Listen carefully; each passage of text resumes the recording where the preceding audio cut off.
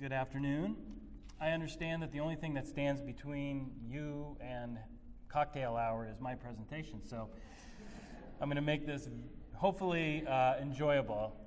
So I have a few goals today, which is to keep you awake until the end of the talk and to basically guide you through the journey we've taken as we have tried to help healthcare providers in the Portland metro area deal with the healthcare transformation that has come upon us.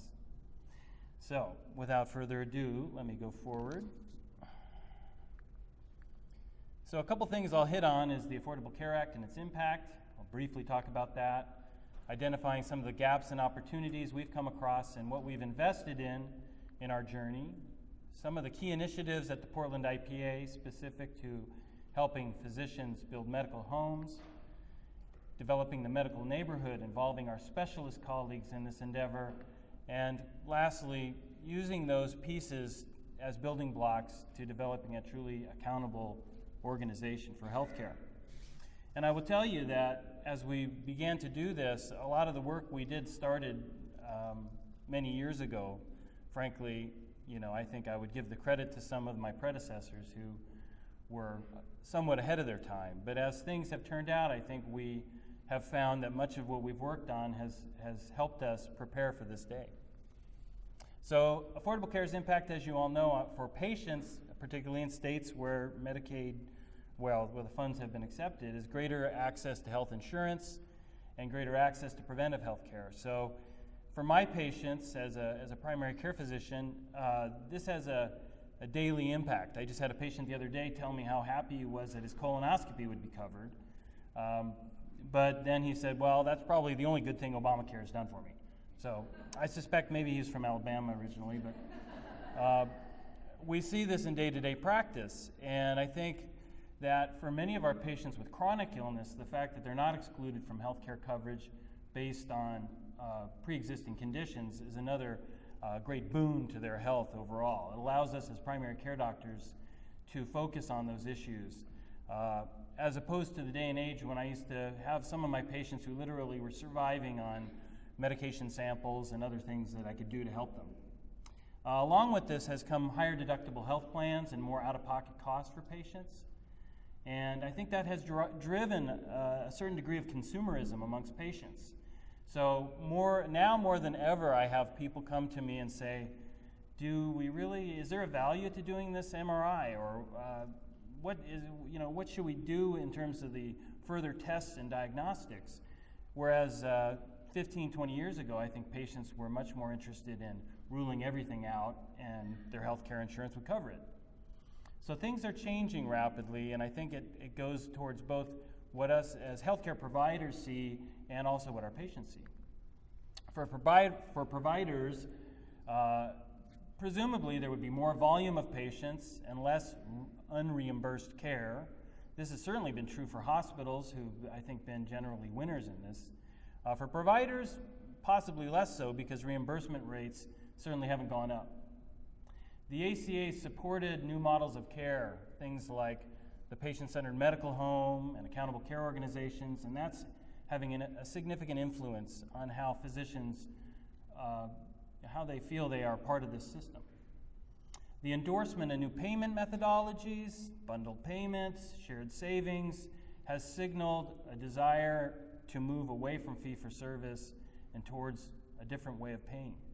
And I think for many practices that are entrenched in fee-for-service medicine, this is a daunting challenge. And I think as an organization, we realize that there's a need to make a cultural transformation, really, where physician leaders really kind of take the reins and say, we have to start to prepare for this change, because I think there's some potential pain as we move away from productivity to value. So the reality check, small practices, independent practices are faced with some daunting challenges: declining reimbursement, increasing regulations, the cost of electronic health records, meaningful use, the list goes on. And I think really there's a fear that they will be left behind, left out of contracts, and as there are smaller and narrower networks, that physicians won't have a place unless they're to join someone. So I think there's the sense of this tsunami we're all caught up in. There's a lot of chaos and change, and many of my colleagues who I have informally surveyed really don't know exactly what's going to happen. In fact, many don't really understand how the Affordable Care Act is affecting them now. And I think some of those little cartoon figures that are running off to the side are in primary care, our brethren that are retiring or leaving practice. So I think we're faced with shortages of primary care in the future. And as an organization, how do we help advocate and support physicians that want to remain independent? So this has led to much of the work we've done over the last several years, which is to try and offer an alternative to providers who want to remain independent. As I'll get to later, I think our organization represents a very diverse group of physicians that span the gamut from employed to not employed to independent and small practices.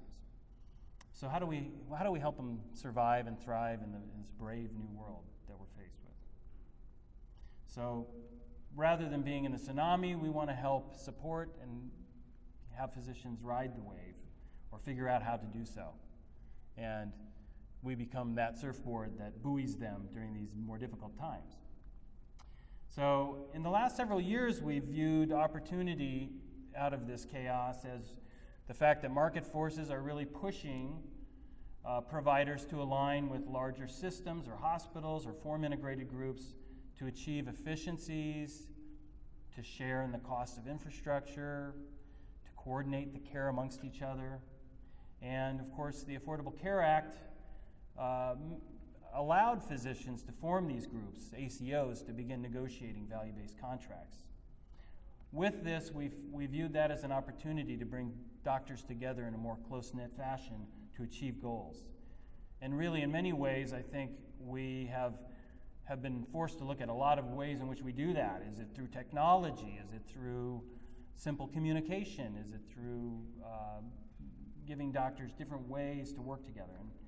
And we've looked at all those things, and I think as we go through the talk, I'll explain how we've implemented some of those things. So who are we as a group? The IPA is a for-profit organization. We've been in existence since '83, so we've been through managed care and the crumbling of managed care and the recession, et cetera. And like I said, I've served this role for several years, but I think we've weathered some of those storms, and we remain one of the largest IPAs in the country. We serve or represent over 3,000 providers in the metro area, many of whom don't even know they're part of the IPA, frankly. So we still have a lot to work on in terms of getting involvement and engagement.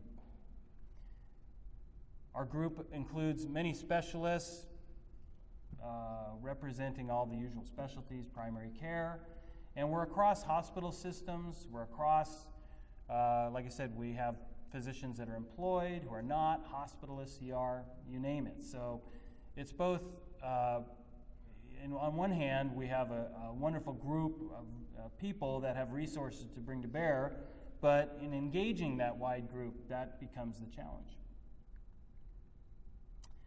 So that's just a breakdown. I'm going to skip over that. And our mission and vision, which I usually don't like to talk about, but we came up with this mission and vision, or someone did like 12 or 15 years ago. And it's interesting because it still is very relevant today, and in particular the vision, being a connected community of diverse clinicians that build relationships and improve the health of the population. It's really interesting that was something that was talked about 15, 20 years ago, and yet today, this is what we're still, this is still the Holy Grail. So I'm going to switch gears. I'm going to play a little game here. It's called Guess the Year.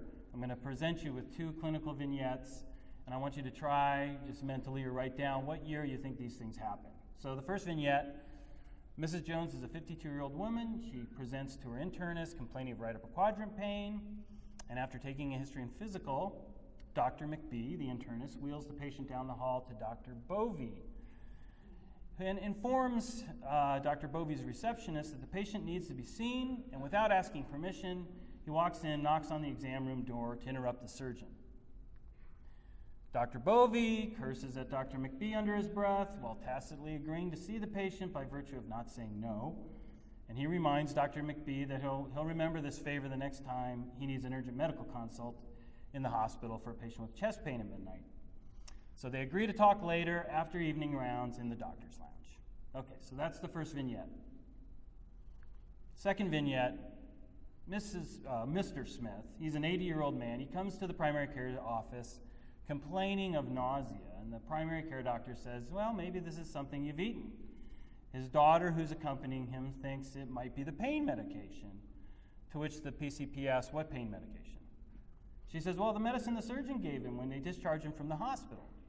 You are aware that he had gallbladder surgery 3 days ago, aren't you? What hospital was it done at, he asks, as he nervously begins searching his EMR for something, anything. Oh, across town, he was playing golf. When the pain hit him, the surgeon said they'd get the information to you. Do you remember the surgeon's name? I think it started with a B. Okay, so that's the second vignette, so I want you to think about what years those may have happened. And I'll give you a clue. I was actually present at both of these, and since these are actual true occurrences that happened in practice.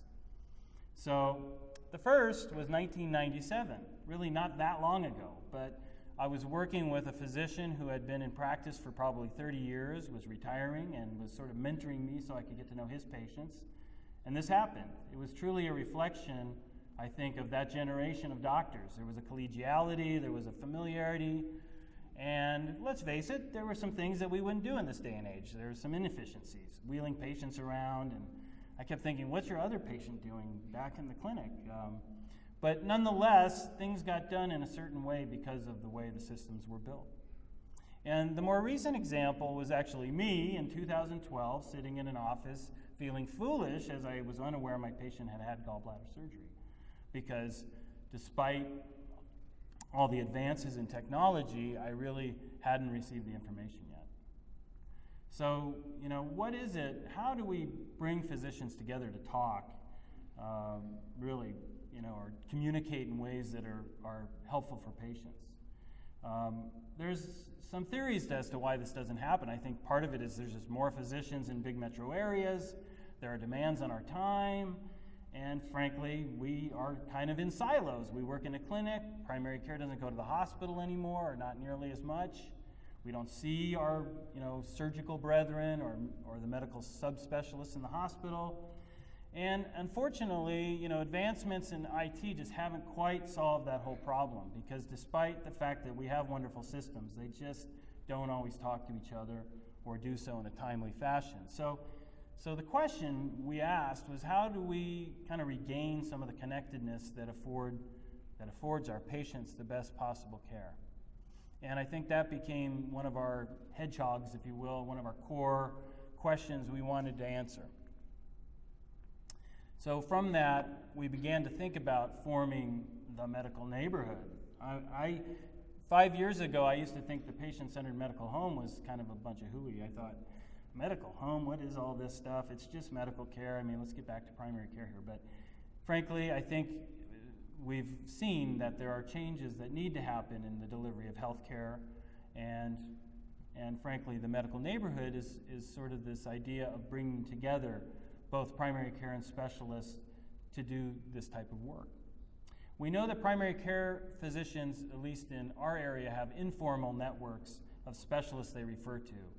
And when we have surveyed our physicians, they've given us examples of what they find helpful. They find a specialist that will consult with them over the phone, or who will get their patient in a timely fashion, or who will send the patient back afterwards with information about what happened.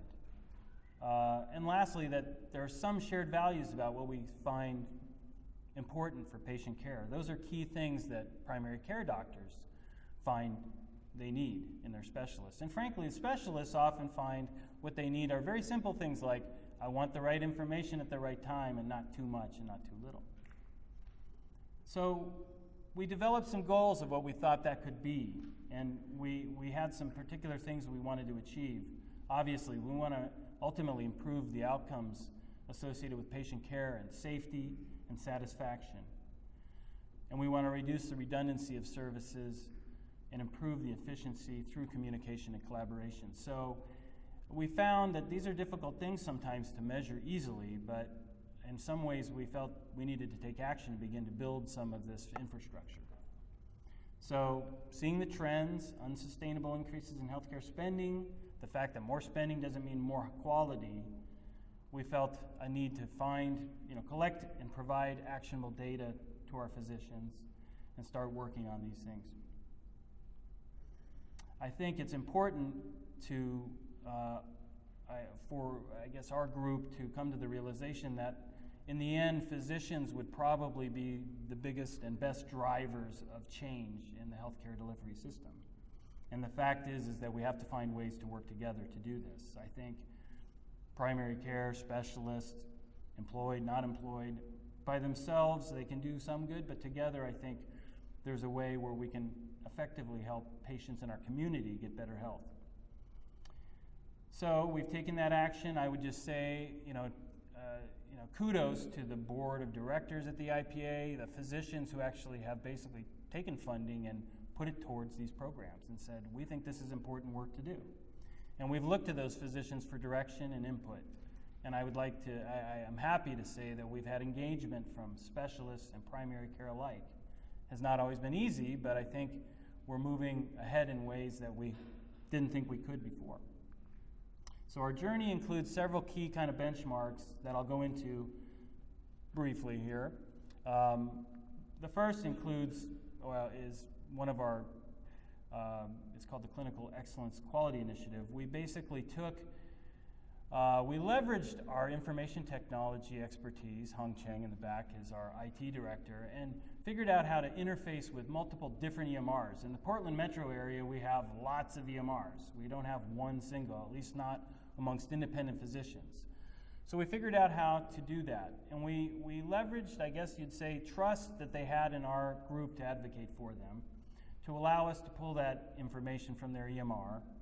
And we've started to gather data around hypertension, diabetes, cholesterol management in high-risk patients.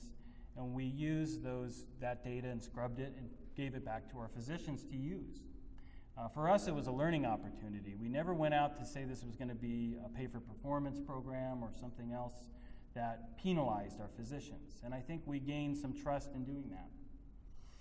We've now taken that to the next level, and we're revising our criteria, and we're starting to use it as a more organizational way as we build, again, an accountable care organization in terms of looking at how we perform and, again, advocating for our physicians. We've done a lot of work around supporting the medical home and medical neighborhood. These are just a couple of the things. We started with NCQA primary care medical homes, and we basically coached and counseled and funded primary care clinics, 3 practices with 8 sites, to get NCQA recognition, which they did in 2010. We were among the first in Oregon and on the West Coast to do so. We followed that with supporting the state initiative for primary care homes, which interestingly was sort of separate from NCQA, but in many ways the same. We have several groups that have participated with CMS's projects, and most recently in 2013, we've engaged specialists in work around the NCQA patient-centered specialty practice. There's some key facets we think are important, really. What do medical homes bring to the table? We talk about this with physicians. Many of them don't really understand what a medical home means. But in many ways, I try to emphasize that these are key things. We need to enhance access for our patients. We need to have a place where patients have a long-term relationship and their information is sort of housed in the same place, that it affords us the ability to have shared decision-making and engagement and education with our patients. And really, doctors are having to learn how to work as a team with others in the team that are not MDs to provide this care. Ultimately, enhance coordination and improve quality and lower costs. Those are the goals. There was some early evidence that primary care or patient-centered medical homes would improve quality and satisfaction with lower cost. Recently, several years ago, a number of studies sort of questioned that, and I think those equivocal results have raised questions as to whether the medical home alone would be the key transforming factor. And I would tell you that I don't think it is. I think primary care alone is not going to be able to swing the job. So with that, we started to look at how do we engage specialists in this equation. I think the specialists in our community are excellent physicians. I think they work hard in general for the betterment of our patients, but there's always been much more attention paid to, primary care in terms of measuring and quality and what have you. So the first step we took is we developed a Provider Connect referral system. This is a web-based referral system. Really, it's pretty basic. It's a way for doctors to talk to each other via the web regarding referring patients to and from. It sounds rather simple, but really there's never been a way or a closed loop system, if you will, of referring patients. Back 10, 15 years ago, I refer a patient, and in essence, the patient either went or didn't go. The only way I knew that is I got a faxed report of what happened at the specialist office. And that's assuming I got that report. So this system was put into place to help get the right information to the right people at the right time. And we now have over 800 clinicians in 70 clinics that are using this. And even though it's a fairly simplistic and at times maybe even slightly clunky kind of system, it really actually works quite well at getting what we need to get to others. And as a provider of care, I often tell people there's so much I don't really need to know, but there are some key pieces of information I do need. So one example, a gynecologist tells me, I just needed to know the pap smear result on this patient, but I got 60 pages of just random information at which I had to go through and find the pap result. So this system is intended to try to reduce that. So medical home at the center, specialists, and other places where care happens would hover around the patient-centered medical home. We then began to support the specialty medical home movement. We took 5 diverse practices who agreed to participate. We had the first approved multi-site specialty practice in the United States, which was Compass Oncology, one of our oncology groups that incorporated all their sites as a specialty medical home. And basically, we provided ongoing coaching and support throughout this process. We've both learned a lot, I think, as well as the specialty practices. This is really their first go in anything that has anything to do with being a medical home. So it's been an interesting process. Now, I think as we transform specialty practice, hopefully into, bring specialists closer into this medical neighborhood, we would hope that primary care would not feel that they are simply the gatekeeper that's trying to keep patients out of the specialist office. In fact, that they would work together, that we talk. Some of the specialists here know if I call them and they just tell me, here's what I think you should do right now, but I'll see this patient next week, that makes a huge difference than me sending them to the ER or ordering every toast known to man in an effort to figure out what's going on. So I think, so far our experience has been good as we move in this direction, but we have more work to do. So the Accountable Care Organization, the idea through the Affordable Care Act, asked that basically, it didn't ask, it said that physicians could come together to form organizations that would take basically more accountability for the care and the cost associated with their patients. So we felt that these initiatives we've been working on would serve as building blocks for forming an accountable care organization. And in fact, that is what we have done. Care Connect Northwest is the name of our accountable care organization. It's a subsidiary of the IPA, and it includes some of our key stakeholder groups. Critical to the success, we feel, is that we manage and coordinate patient care, manage chronic illness, and really manage financial risk associated with patient care. We also realized we would need to measure cost and quality and be capable of improvement, and much of the work we've done is going toward that end. With the systems in place, measuring and getting accurate quality data and accurate cost data is important. Much of the work we do with our clinics is across their payer base rather than siloed to one payer. So our goal is to remain lean and nimble as an organization as we help the physician's offices do much of this work.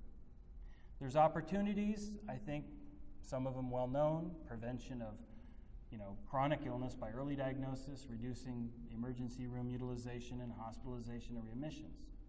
But in many ways, it gets down to very simple things like phone calls and emails and an openness to be in communication with other physicians. Primary care is going to need to step up as well and practice at the top of their license, use technology in a greater fashion to manage populations of patients, to educate and empower them. And I think the development of relationships with specialists is going to help us along these lines. I think specialists are going to need to engage with primary care. We've already had experience with some of our doctors, including Dr. Wong, helping to write guidelines, the very guidelines that we use to decide how to manage some of our more costly and complicated conditions. We've developed agreements where specialists have agreed to see patients in a timely fashion. And so these are some firsts in our community, and I think as a larger physician organization, we hope to spread that to all our members. So with that, I'm going to end the talk, and if there's any questions, I'd be happy to take them. Thank you very much.